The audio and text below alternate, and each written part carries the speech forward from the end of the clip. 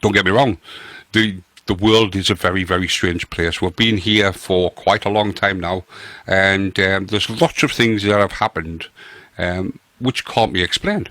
Very bizarre things that have took place, which, regardless of what side of the fence you come down on, still can't be explained. It can't even be put into the paranormal side because nobody knows what it is. Now, people might say, oh, well, it's paranormal because it can't be put in. But the thing is, you can't just instantly go for the paranormal, and you can't instantly go for the no, it's not. And that's exactly why we have a bit of a balance. I mean, Dave and myself are friends anyway, so it's not like we just decided to get together to do this show. We've been friends for quite some time now. And we do other things outside of well, we used to do the other things outside the radio station. Now the radio station pretty much takes up our whole life, as Dave's partner will probably be able to tell you. Yes. But yeah, is she still listening? Probably, yes. Or did she switch it off ages ago? But yeah, so like sort of. We've been friends for quite some time, so it's nice to be able to sit like this and share experiences, etc. I mean, as I say, I don't believe, so I always go down the no, it's not. But that doesn't mean that I'm shut off. That doesn't mean that if you get in touch with me and tell me a story where at no point can I ever decide that it's whatever, that I'm not going to go, yeah. Don't get me wrong, I'm not going to run down the street going, I'm a believer. But, and I think that's the problem. In the past, nobody has been able to tell. When I tell people that I'm a non-believer, and this is why I like Dave so much, because he didn't do this to me. But what happens is, and I'm sure you people out there who are non-believers pretty much get it as well. The first thing anybody ever says to me when I tell them I'm a non-believer is, here's something you won't be able to explain. And then they tell me a story which I can explain. So as of yet, nobody has ever been able to explain a story to me. We've tried. We have tried. Yeah, exactly, yeah. They've even held me down and beat me. No, they haven't. But yeah, so, it's one of those things where I'm not shut off. But I am a non-believer, because I haven't been proven otherwise. But that doesn't mean that I won't be proven, and that's the difference between somebody like me. I've always said there's 4 types of people. There's a believer, which is what Dave is. There's a non-believer, which is what I am. There's the people who don't care. And when I say don't care, I don't mean they sort of, I don't care, it can be whatever. What I mean is they're not bothered whether it's real or not, If it's real, it's real. If it's not, it's not, and so on and so forth. And then you've got the 4th person, and which either side of the fence you're on, you have this 4th person. And the 4th person is the one who goes, yes, that's paranormal. No, that's not paranormal. And you end up arguing. Or they end up arguing. I don't end up arguing, but they end up arguing about, yes, and obviously we've mentioned with Dave's experience on social media, and his private message he got. But it also happens on the other side of the fence. People who are non-believers are just as bad. These staunch non-believers. No. That's definitely. I sound like him off Vicar Dibley. Yeah. No. Yeah. And but yeah, so they are both sides are out there. But just let us know anything that's happened or anything that you want to tell us about. It may not be paranormal. It may be something that you just want to tell us about, but still tell us, and obviously that's what we're here for. We're here to listen. I think we've talked enough for now, Dave. So I think we'll have another story from Linda. Yes. This one is the wood horn. So we'll play that, and then we'll come back and we'll talk about some more stuff. Woodhorn Church. The Church of St Mary the Virgin, more commonly known as Woodhorn Church, can be found in the former mining village of Woodhorn in Ashington, the name Woodhorn meaning a wooded point of land. It is said to be the oldest church in Northumberland, dating back over 1,200 years, and includes Norman, Saxon and Gothic architecture. The church as it stands today is mainly 19th century, including all of the outer walls, the roof and the entire east side. In 1971, the church was declared redundant and became a museum containing a number of interesting relics. A 13th century stone effigy has long been considered to be that of King John of Scotland's sister-in-law, Agnes de Valence. However, it is now thought it is more likely to be a nun. There are 2 bells which were removed from the bell tower in 1973, dating back to the 13th and 14th centuries. Against the south wall stands the glorious Woodhorn cross, which dates back to the 11th century. It's not just inside the church where treasure is to be found. In 1906, William Watson was digging in the graveyard when he found a hoard of coins. 83 copper and 18 silver coins dating back to the 16th and 17th centuries. The graveyard contains around 400 marked graves and thousands of unmarked ones. The earliest legible graves date back to October 1717, when siblings Joseph Annat, aged 4, and Sarah Annat, aged 1, died within days of each other.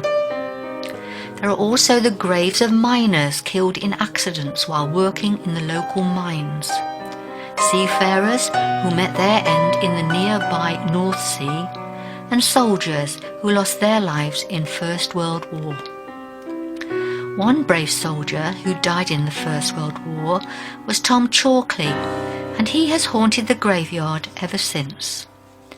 During the war, George Charlton, the assistant sexton, saw Tom walking through the graveyard. Tom was well known in the village, and George thought it was strange to see him, as Tom was meant to be overseas fighting for his country. He considered going over to see him, but Tom seemed preoccupied, so George left him to his thoughts. Later that day, George saw Tom's cousin and asked why Tom had come back from the war, explaining that he'd seen him in the churchyard earlier that day. Tom's cousin turned as white as a sheet and told George that the Chalkley family had received a telegram earlier that day informing them that Tom had been killed in action. The lane that runs outside the church is haunted by a phantom cyclist known as the Paddler. The identity of this spirit is unknown. He rides a black bicycle with flat handlebars with a distinctive white stripe on the rear mudguard. The cyclist is encountered at dusk and wears pitman's clothes with large, heavy boots and a cap. He has a skeletal face with empty eye sockets and a gaping lower jaw puncturing his grey, dried-up skin. His rotten, black teeth rattle inside his skull as he pedals along the road. No one knows who he is or how he died, but he's been seen on dozens of occasions, accompanied by the squeaking of his rusty bicycle wheels. I hope you enjoyed this story. It was taken from the book written by Rob Kirkup, Ghostly Northumberland, and is available at all good bookshops. It was first published in 2008 by the History Press. So that's Linda there telling us the story of Woodhorn Church. So we've obviously been mentioning aliens and whatever. So I'm going to go through some of the conspiracy theories that are to do with space. So the first one we've mentioned already. The Apollo moon landings were faked. So apparently well, it's not apparently. I mean, 12 NASA astronauts walked on the moon between 1969 and 1972. But what they're saying is that it never happened.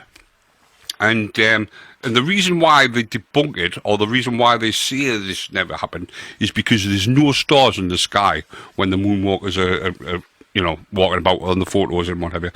As we mentioned earlier on, the flag is fluttering whilst on the surface, and there's footprints in the moon dust, and yet the lunar module, which is a lot heavier, doesn't leave tracks and what have you. So, to debunk it, the answers are quite simple. There's no stars in the sky. The same reason you don't see them on a daytime when you look up to the sky, because the light obviously washes them out, etc. And it's exactly the same when you're up on the moon. You're not going to see them because because technically you're in daylight, aren't you, on the moon? Although it's dark, you're in daylight because the sun, etc. So that obviously gets rid of the stars. We've mentioned about the flag and it having metal rods in it and what have you, because otherwise it would just be a pretty lacklustre photo if they took a photo of a flag that was just hanging loosely. And the lunar module is bigger and heavier than a man, so therefore its weight is dispersed more evenly. So whereas when you're stood on the ground, your weight is directly down to your feet. It's a bit like a car. The weight of the car may be 2 ton, but there's not 2 ton on one tyre. And it's exactly the same with the lunar module. The weight is heavier than man, but it's not fully on one tyre, so therefore the tracks obviously aren't being shown. But it doesn't matter what NASA say anyway, because apparently, according to some people, NASA is a lie. NASA doesn't actually exist. So if NASA didn't exist, then we're going back to the moon landings didn't exist, because obviously if NASA aren't around, then you can't actually have a moon, the Apollo moon landings, because the actual organisation doesn't exist. Because what they're saying is all these Mars and Pluto pictures, and even the pictures of the Earth are all faked, and they're all computer generated. Apparently that's not what Earth looks like. This is what the conspiracist is saying, that these things don't exist. We haven't seen pictures of Mars, we haven't seen pictures of Pluto, we haven't seen pictures of Venus and Jupiter and whatever. We haven't even seen pictures of Earth, because there's nothing in space, because there's no organisation that has sent anything up there. Now I'm sure, was it Tim Peake, the astronaut from the UK who was in the International Space Station not so long ago? I'm sure he'd disagree. But then again, obviously these theorists would say, well, he was in on it, wasn't he? And this is the problem with these theorists, is that you would get people who instantly believed that something was happening, so therefore whatever you say, they have an answer for. So if I was to say Tim Peake would disagree, they would say, yeah, but Tim Peake is getting paid lots of money to disagree, because he's sitting in the desert somewhere. Paddy, I tell you what it is. There's one thing flying out there when you're talking about pictures of the Earth and things like that, because obviously I like my photographs and stuff. You can hear the kettle in the background. That's a good sign. Yeah, good sign. But when people are talking about the Earth and the curvature of the Earth, etc., etc., etc., when people are, well, ironically enough, that's my next conspiracy theory: is the flat Earth. I just want to ask this question, Paddy. If you don't mind, I'm going to jump in and I'll jump out again, if that's all right. No problem at all. If there's anybody out there listening, can you get in contact with us on the Facebook page? Or if you want to email us, it's info@ambron-radio.com. If you want to email us and let me know, honestly, and explain it to us, because I can't get my head around that. I genuinely, it's one of those things, and it's not that I'm being rude. If you believe it, that's absolutely fantastic. But would you please explain it to me, because I just can't get my head around it. Well, according to the theorists, it's actually a very popular belief, as we know, because we've heard people on about it. There's people arguing on Facebook and all social media groups and what have you. And there's actually a group called the Flat Earth Society. And what they say is that there's no full movie of the Earth rotating from space. There may be photographs, but there's no... All you ever see is a, two-dimensional photo. So therefore, it can't be true. And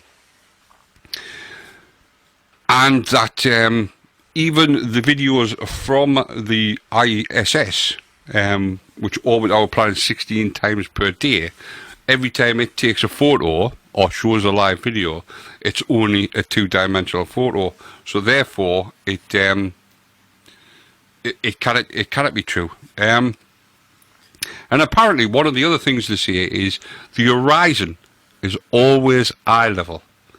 Whereas if something was curved, if it had a curvature, then surely it would be below eye level or above eye level, depending on which part of the Earth you stood on. But they're actually saying that because the horizon is still eye level, then it's a straight line, so therefore it must be flat. It just, the reason why I'm so transfixed on this one is because in my job I get to drive up and down the country quite a bit, and I tend to go down sort of London, sort of Peterborough and places like that.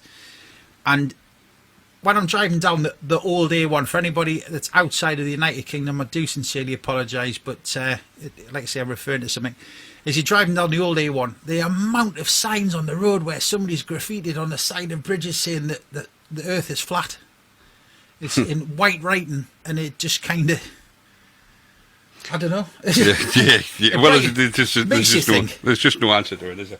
And the thing is, one way of demonstrating that Earth is round is satellites constantly fall around the Earth as they are being pulled around by its planet's gravity. If it wasn't round, it wouldn't be able to rotate and therefore form a gravity.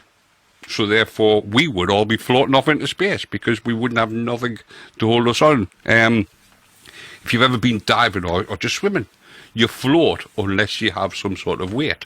Whereas gravity, obviously, is what gives you the weight, and therefore that's what pulls you down to Earth, which is the reason why when you jump in the air, you come back. You don't jump in the air and, fly away, as it was. Yeah, gravity. Yeah. But if you're still out there, and as I said, I'm not here to disprove or Paddy, to honestly, prove anything. I would seriously love to have a conversation with somebody about it. Somebody who actually, well, yeah. So somebody that actually contact us and say it'd be nice. It would be. But Neil deGrasse Tyson, probably one of the he's a smooth guy. Him. Yeah. He's probably one of the, depending on your impression of him, he's probably one of the most respected. He's awesome, I think. What is it? Is he an astrologist or astronomist or I don't know. Whatever he is, anyway. Astrophysicist, whatever he is. We're gonna have to find out now. Sorry if you're listening. Yeah, exactly. Exactly, Neil. If you're listening, then I apologise. But his actual statement is, the Earth looks flat because you aren't far enough away at your size. Your size isn't large enough relative to Earth to notice any curvature in it. He's an astrophysicist and author of Science Communicator since 1996. He's been in the Frederick P. Rose Dictionary, the Hayden Planetarium, and the Rose Centre for Earth Space in New York City. That's from Wikipedia. And he's 60 years of age, bless him. He pretty much knows what he's talking about, doesn't he? I think so, yeah. If you go against that guy, then you're a bit of a fool. If you but not that I'm calling flat earthers fool. I'm just saying if you stood in front of him and tried to have an argument, then I know who's pretty much going to come out on the top of that. Paddy, if you just read the screen there, I think that says it all. One of his famous quotes is, the good thing about science is that it's true whether you believe it or not. There you go. Exactly. Well, it's like, for those who listen to the Paddy McGough show and know me, they know that currently I'm studying crime scene science at university. And one of the things we get told is people lie, evidence doesn't. Simple as that. True. If you ask somebody, and don't get me wrong, I'm not being sexist and I'm not being against women here or anything, so don't all start throwing stuff at me. But it's always been said that you should never ask a woman her age. And when you do ask a woman her age, they don't tend to tell you the truth. So they lie about their age. However, if a woman was to be, you know, when they do this aging stuff with bones and what have you, they can tell the sort of age that a woman is. So therefore, the evidence tells you how old that woman is, but the woman herself has told you a lie. So this is exactly what I'm saying. People lie, evidence doesn't. So anyway, let's get back to some other space conspiracies. In April 2006, there's a newly discovered planet called Planet 9, and apparently we're all going to be destroyed by it. Bearing in mind, this was found in 2016, sorry, I think I said 2016, 2016, and it was supposed to be plummeting to Earth. Now we're in 2019, and unless we're all destroyed and we're all, not here. We're talking Matrix theory here. Yeah, exactly. Yeah. Then, unless that's actually the case, then this Planet 9 hasn't happened. And also, according to the likes of Neil deGrasse Tyson and his mirrors, Planet 9 doesn't exist. There isn't a Planet 9. So therefore, that's the reason why it hasn't hit us. And I'm sure you've all been watching social media, especially around about the 20th of September, because apparently there was a storming of Area 51. Paddy, I'm going to make a confession here. I did actually sign up to go to this, but Dave, just for the laugh. Dave. But obviously you didn't. No. Yeah, well, I'm hoping didn't. I haven't said that. Where were you on the No, I was on holiday, if you remember. Yeah, exactly. You were on holiday. It was in America, I promise. So anyway, Area 51 was stormed. Yeah, there was a group of people in camper vans outside. Going back to what I was saying about alien people, or people being abducted by aliens. Yeah, them sort of people were outside in the camper vans, all there's in Area 51. The first thing that sprung to my mind was, yeah, go ahead, storm Area 51, because I'm sure all them guys stood along the fence with them M16s are going to just let you go straight by. It's called a secret military installation, not because it's nobody knows about it, because everybody knows about Area 51. Once over, people go, Area 51, and other people go, well, I've never even heard of it. But now everybody's heard of Area 51. The government did at one time, the US government did at one time, deny all existence of Area 51, but now they've sort of given up and said, yeah, we do have an Area 51. And the Area 51 is about UFOs. Well, technically, depends on how you look at it. Because a UFO, if you take the word as it, or the letters as their actual stand for unidentified flying object. So therefore, if I pick up a stone and I throw it at Dave, ouch, until Dave actually realises it's a stone, to him, it's a UFO. Not an alien UFO, because it's a stone that I've picked up and thrown it, but it's still a UFO, because until he identifies what it is, it's an unidentified flying object, isn't it? So therefore, it's a UFO. So yes, there is UFOs around Area 51. However, what the government have said is it's about testing. It's highly experimental. Yeah, aircraft, well, Lockheed U-2 and the A-12 Oxcart were all tested in Area 51. Which are both spy planes, by the way. Yeah, Blackbird. In case you just think I'm making up some words and numbers and whatever. But they were tested at Area 51. So, yeah, when people saw these, if you saw the stealth bomber, it does look like an alien aircraft. Or what is perceived to be an alien aircraft. But not to be, moving on to another one, not to be content with Planet 9, because, Planet 9 didn't happen. So, therefore, let's have Planet Nibiru, which is coming for us. No, it isn't, because that was in 2012. So every single year it seems to be, or at least in this case, every 4 years. So we'll probably get the next one in 2020. There's a planet about to crash with us and destroy us. But obviously, was there not one this year as well? Was it about an asteroid or something that was going to be within? It was going to become between the Earth and the Moon. Yeah, probably, because at the end of the day, they do happen all the time, don't they? You know, like sort of asteroids and what have you are going to destroy Earth. I think the thing is like this the extinction level event thing. You know, the thing that wiped out the dinosaurs, that type of thing, and stuff like that. And I mean, they found that one of the craters was supposedly off the coast of Mexico to the east of sort of Mexico and sort of south of Florida. I think there's like apparently the documentary I saw they'd actually drawn a circle. Yeah. And it kind of fit into I'm trying to remember the name of the sea now. I don't know. I can't remember. Go on. I wasn't very good at geography. But then also on Sidonia, which is a part of the surface of the... It's your favourite song, isn't it? Knights of Sidonia, yeah. On Mars in Sidonia, which is like I say, a section of Mars, there's faces. Now you can Google these. If you Google faces on Mars, there would. But then again, depends on how you think about it. See, this is where some of the conspiracy theorists trip themselves up, because the photograph was taken by NASA's Viking 1. Now, going back to what we were saying earlier on, if NASA didn't exist, how did they take these photographs? So therefore, you know, how can there be a photo of faces on Mars took by NASA that doesn't exist? And this is sometimes where the conspiracy theorists trip themselves up. But if you Google Mars, faces on Mars, you will see that what appears to be faces.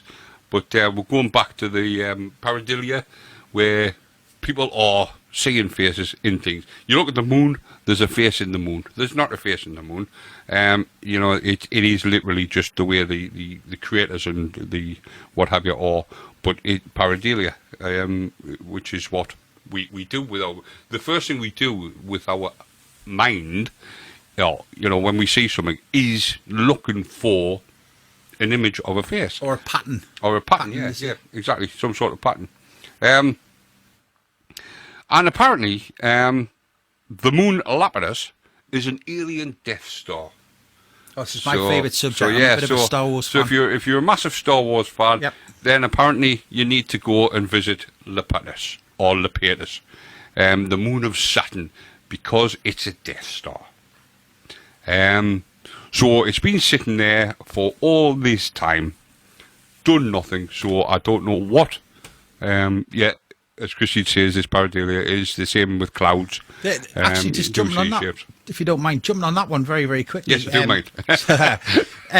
There was one of the ones that I read today, and a woman had put on saying that she'd lost a baby, and she took a photograph of the clouds, and it actually looked like a woman holding a baby. Now, the story goes that a mother had gone into spirit, her mother had died, and she took that as comfort that the baby that she had lost was with her mother, and her mother was holding it up to say, "This is it." Yeah.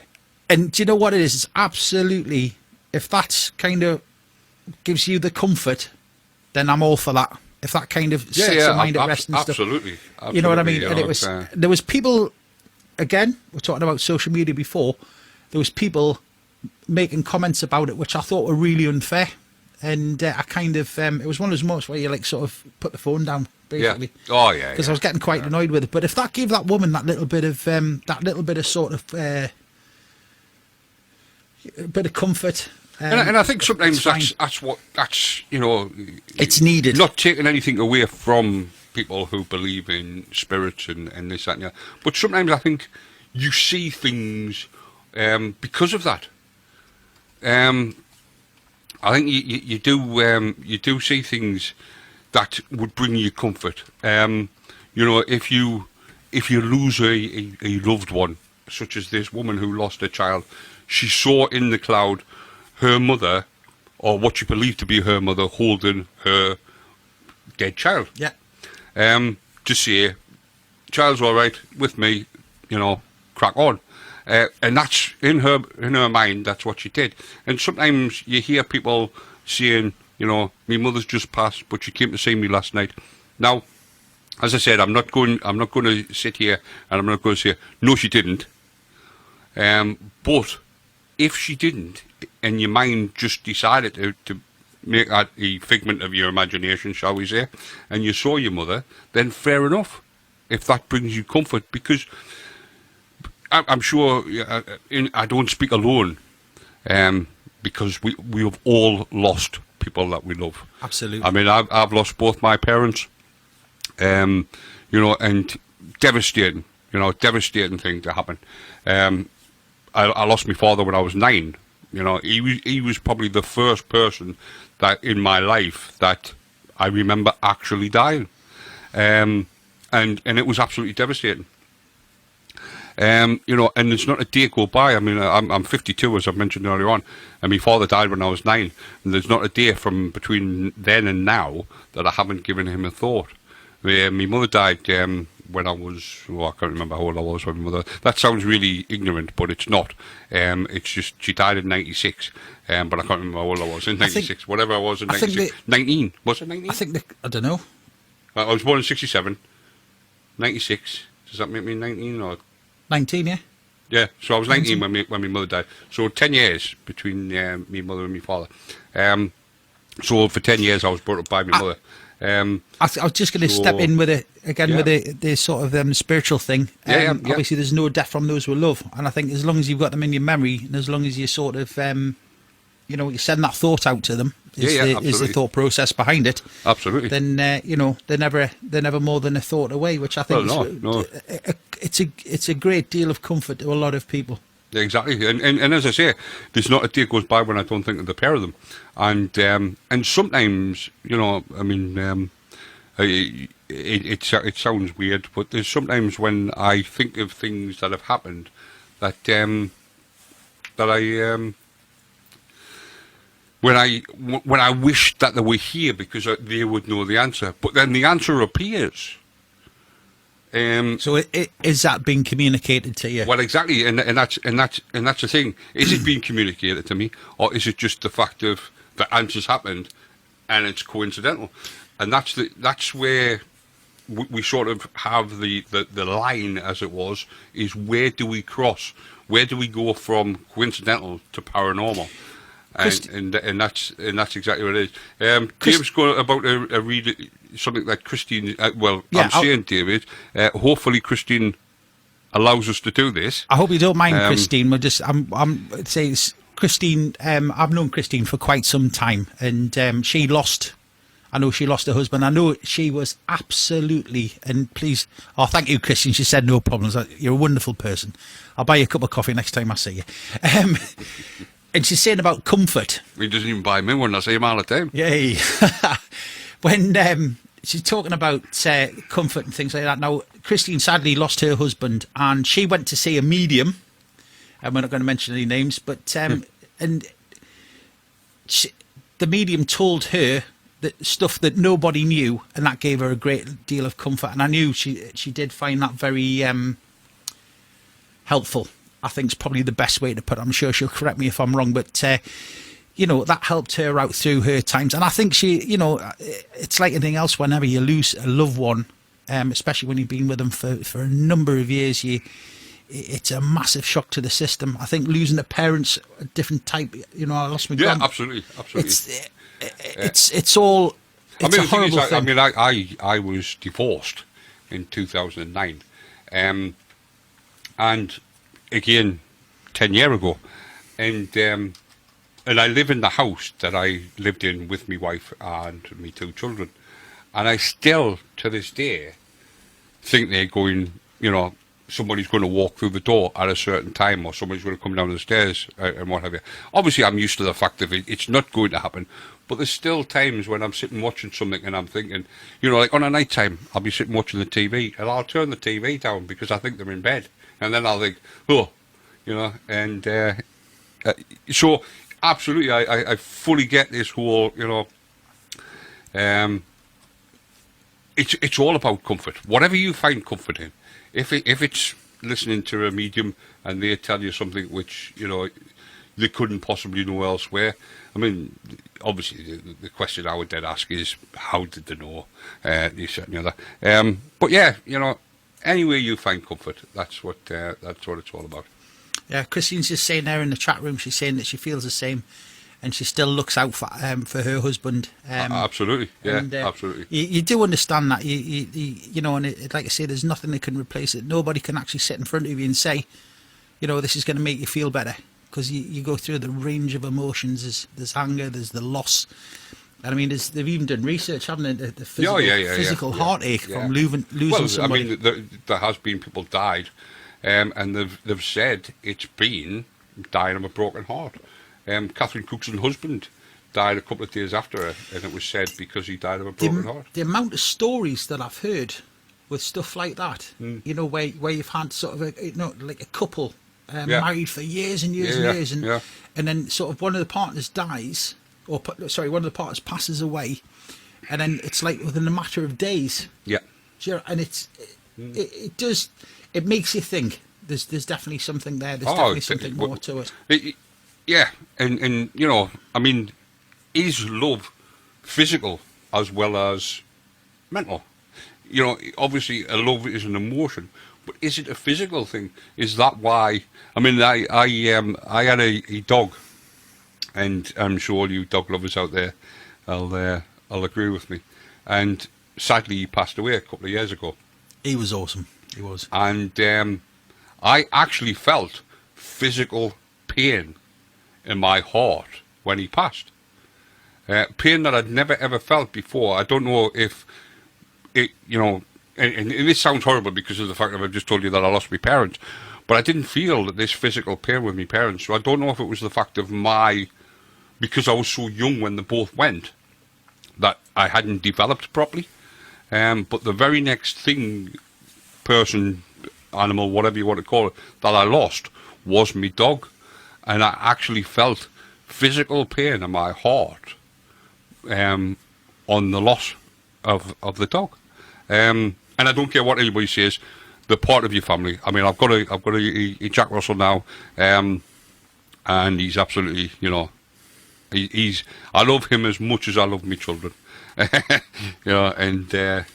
And if you knew how much I love my children, I mean, I could tell you a story, but whether it's, I haven't said that, it's 10 to 1 in the morning, so it is quite late enough to tell you the story, but it doesn't exactly paint a very good picture of me. But anyway, we're talking about love of your children. I actually stood at the head of the bed whilst I was still, which is probably the reason why I'm not married anymore. I stood at the head of the bed not long after both my children were born, and as I say, this is definitely not going to make me sound very nice. Actually wanting my wife at the time to stop breathing so that I could have my children to myself. So very, very selfish thought. That I wanted somebody to pass away. You've got to put in so that I could then have my children and myself. You've got to say the thing is, though, I think that's like, I mean, there's a song about, isn't it, the power of love? Yeah. And I think that it's one of them situations where you don't understand. I think you don't know what you've got until it's gone, if that makes sense. Absolutely. It's nice to recognise you've got that sort of strength of feeling and stuff like that, but again, it's Yeah, absolutely, yeah, definitely. But anyway, enough of bringing everybody down and talking about death and what have you. I tell you what, Paddy, just if I just going back to what you were talking about before. Yeah. What I've done is I've gone into the Ambron Radio Ambron Radio Facebook page. Yeah. And what I've done is I've popped a little bit of UFO. I was watching the television program last weekend, it was, and this footage is of a UFO, because we were talking about UFOs before, and I thought what we'll do is we'll pop this on, and I want people to go and have a look at it, to go and see sort of what you think of it, what you could explain it as, and sort of bring it up as a bit of a discussion topic for the next show. I think. Yeah. If that's all right. Yeah, So what I've yeah. done is, guys, I've put it on there. What I'm going to do is I'm going to monitor that. And I'll obviously watch out for comments and stuff like that. And what we'll do is if you do comment on it, we'll obviously read your comments out as well, providing we can, with some description. All right, but please get on our Facebook page. It's Ambron Radio. That's AMBRON Radio.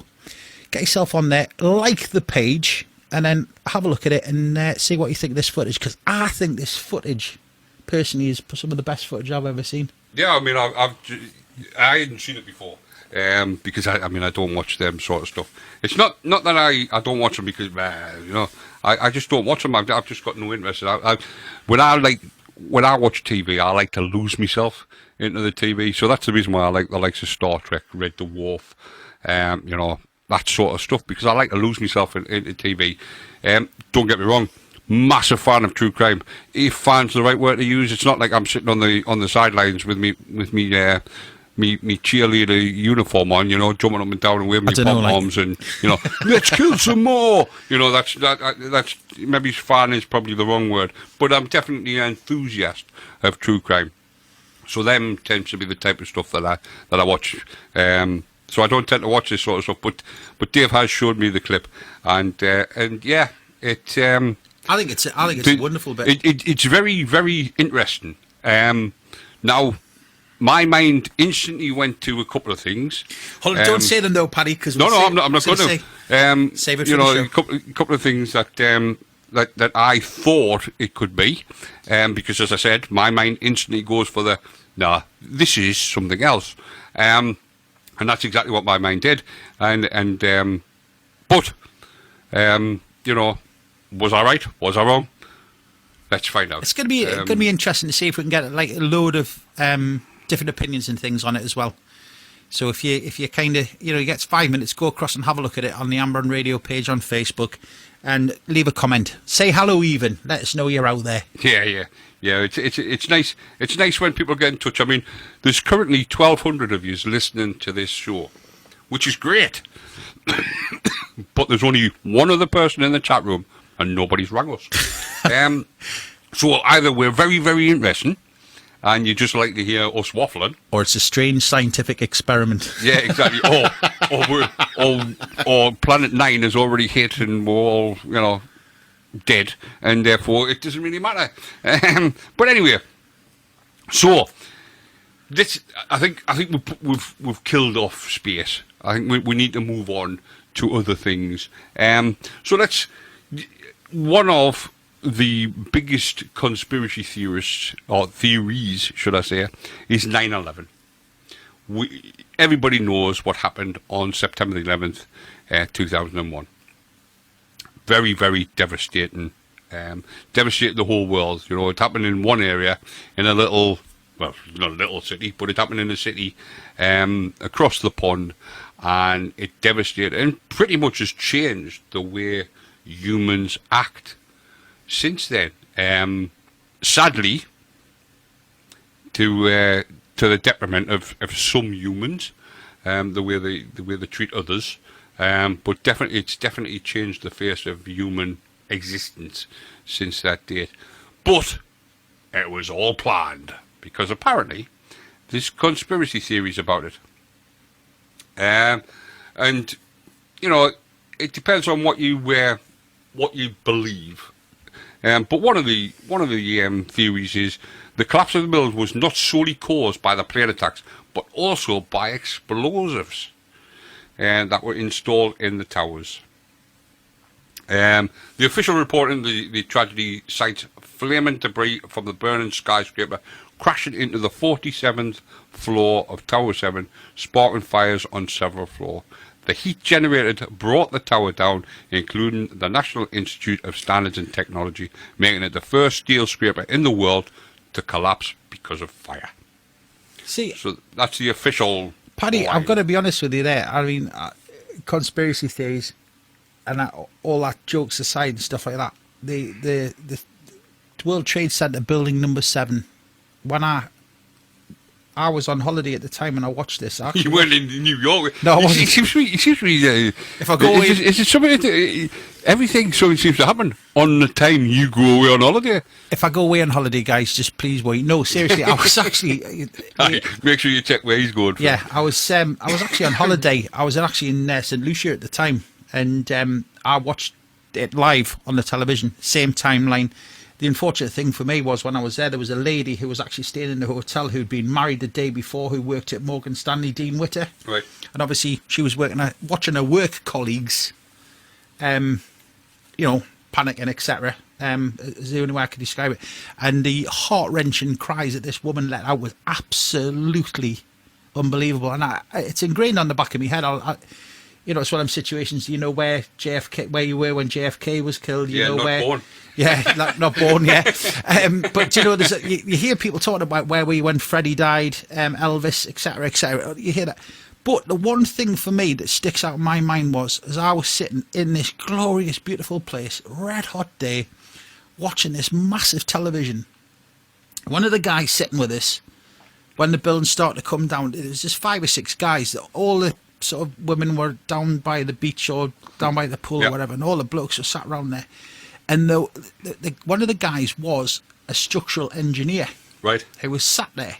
That actually brings me on to what I'm about to say, but And when Building 7 went down, he sat there and he was sitting shaking his head, and it was like, there's no way that could have happened. There's no way that was a controlled explosion. He was utterly convinced. And I've got that. Obviously, I'm not a subject matter expert. I know nothing about buildings. If you'd seen some of the brickwork I've done in the past in gardens and stuff, you'd understand that. But this guy was adamant that this was a controlled explosion. Well, top engineers from University of Alaska in 2016 said exactly the same. This could not have been caused by office fires. Presenting the team's findings at the Justice in Focus synopsis in New York, it was revealed it is our preliminary conclusion based upon our work to date that fire did not produce the failure of this particular building. So this verdict obviously stoked lots of conspiracy theories about, explosions, controlled explosion, whatever. However, there is no evidence to support such a theory. Yeah. It just, when if you're watching the footage of the building, and again, I've spoken to people. One of the guys I used to work with was actually something to do with the Marriott hotel, which was around the corner. It was quite seriously damaged when one of the towers, the main towers, went down. I think it was Tower 2. I'm not off the top of my head, but then he said that the amount of damage was actually done to the building was. He said it was amazing. It wasn't knocked flat, to be fair. Yeah. But he said, there's something about there's something about it, isn't there? I think. I don't know. Could be wrong. I going back to the old non-belief and what have you, I don't believe in conspiracy theories. So no, I don't believe. I believe that Al Qaeda actually did fly airplanes into the tower and collapsed them. But we going back to the planes, conspiracy theorists have always questioned why the US Air Force did not intercept any of the 4 hijacked planes. They claim that the then US Vice President Dick Cheney ordered the military to stand down and not to intercept. Was there not an interesting piece of information about that, though? Apparently he couldn't give that executive order because of the president. Sorry, I'm shooting you down. Obviously jumping ahead of me. Yeah, but no, it's fine. It's fine. But that's exactly what happened. The official reports claim that the highly unusual multiple hijacking with on-board violence, and he wasn't able to give that particular command. Because it would have meant scrambling planes to hit all 4 aircraft at the same time, and therefore that's only a presidential order that can give that. As the vice president, he can't. The only way he could actually give that order is if Bush, who was the president at the time, was actually on one of them aircraft, and that's the only way that he would have been able to give that order. So that's exactly what you say. The attack on the Pentagon. Theorists have repeatedly questioned how an amateur pilot was able to fly a commercial plane in a complicated maneuver and crash it into the headquarters of the world's most powerful military 78 minutes after the first report of the possible hijacks without leaving any traces. Based on this question, they claim that instead of a Boeing 757, the Pentagon was in fact struck by a small missile or unmanned drone or even a significantly smaller aircraft. However, it has been confirmed that Flight AA-77 did hit the Pentagon. The theorists shifted their focus, however. This is exactly what I was saying before about the conspiracy. You tell them something, they instantly move the goalpost. Therefore, to how the plane managed the difficult maneuver, with hardliners claiming the plan was actually being controlled by the Pentagon itself. So bearing in mind that you would have a guy flying an aircraft being controlled by the building that it's about to crash in. Christine's asked a question. She said, so why didn't they get George Bush to give the command? I think he was out of... He was George Bush didn't actually find out about until the plane had struck the... was he not in a school or something? He was reading a story in a school, and whether it was an executive decision was decided not to contact him, whatever. But he didn't actually, or the length of time it took to get the message to him or something. Obviously, I don't know. I wasn't there. But he was told after the first plane had struck. And if you see the footage, he did absolutely amazing. Because let's face it, if somebody whispers in your ear to say an aircraft has struck a building, killing thousands of people, he did have that look on his face. Your natural reaction would be like, what? He'd sort of go, oh. And but he was sitting in front of kids and he carried on and finished the story and then said goodbye to the kids and calmly walked out of the building. So you've got to give him all credit. I mean, regardless of how you thought about Bush, God rest his soul, you've got to give him credit for that.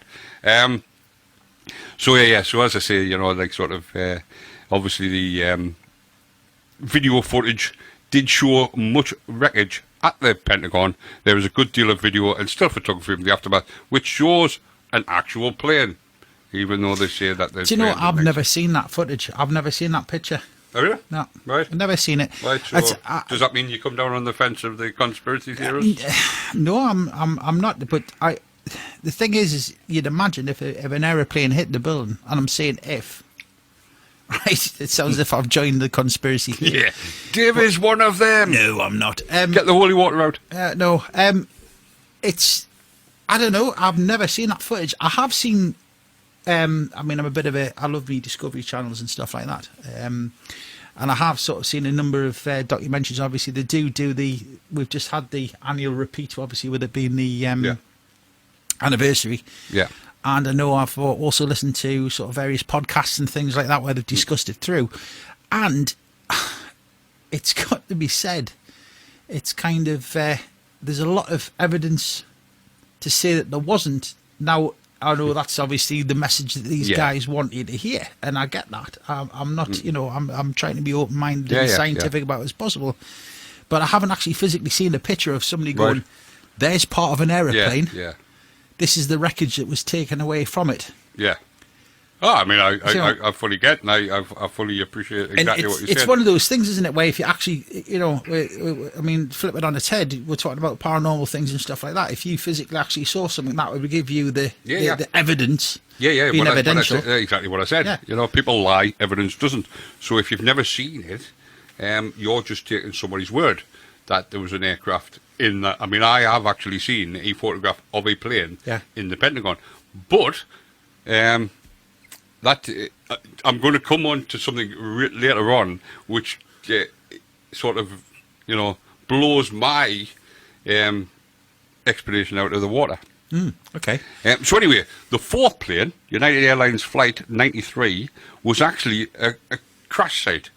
So it was already a crashed plane. So it wasn't actually, the plane didn't crash where it said it crashed. The actual crash had already happened, and aircraft debris was already in that place. Is this the one where there's a conspiracy theory about the fact that they thought that everybody was actually bought off the aircraft, and there was the telephone calls?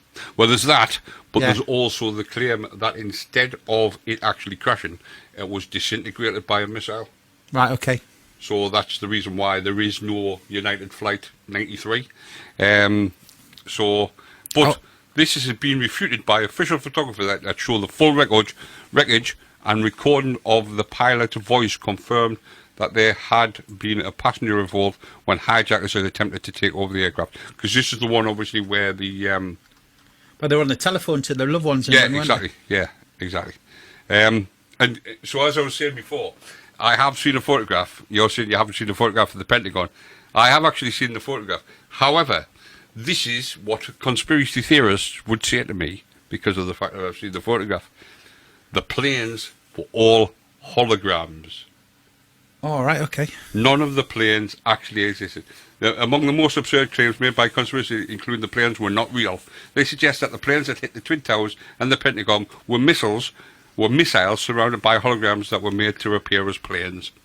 So therefore, the missile that hit the Pentagon was actually a hologram. There is, because I had heard, or I had read somewhere, I think I was actually read it, and somebody was actually saying that one of the aircraft Yeah. had strange, I think it was a bulge on the fuselage or something like that.